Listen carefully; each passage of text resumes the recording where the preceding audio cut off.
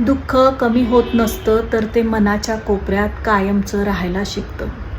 लोक म्हणतात की वेळ निघून गेली की दुःख आपोआप कमी होतं.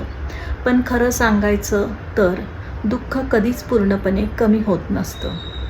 फक्त त्यासोबत राहण्याची सवय मात्र आपण करत असतो. सुरुवातीला प्रत्येक गोष्ट त्या व्यक्तीची आठवण करून देत असते. त्याचं हसणं, त्याचा आवाज आणि त्याची जागा आपल्या मनाला सतत टोचत असते.